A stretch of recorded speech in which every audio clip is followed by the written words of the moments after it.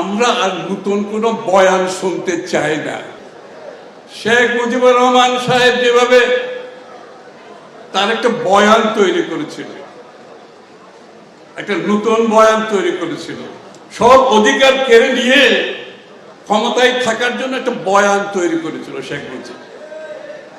পরবর্তীতে শেখ হাসিনা আরেকটা বয়ান তৈরি করেছে, অর্থাৎ উন্নয়ন নাকি গণতন্ত্রের উপরে, তার মাধ্যমে দেশের মানুষের সব অধিকার সে কেড়ে নিয়েছে। সব অধিকার কেড়ে নিয়ে 16 বছর বাংলাদেশের উপর নির্যাতন জুলুম চালিয়ে গেছে। আমরা আর নতুন কোনো বয়ান শুনতে চাই না। আমরা গণতন্ত্র ফিরিয়ে আনতে চাই।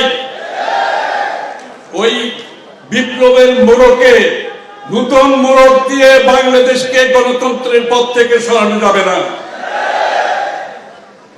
বাংলাদেশের মানুষের মালিকানা ফিরিয়ে দেওয়ার একমাত্র পথ হচ্ছে অতি সত্বর নির্বাচনের মাধ্যমে বাংলাদেশে গণতান্ত্রিক নির্বাচিত সংসদ সরকার গঠন করে জনগণের কাছে জবাবদিহি দায়বদ্ধ সরকার যতক্ষণ না হবে ততক্ষণ বাংলাদেশের মানুষ তার মালিকানা ফিরে পাবে না। আমাদের সকলে মিলে সেই কাজটা করতে হবে।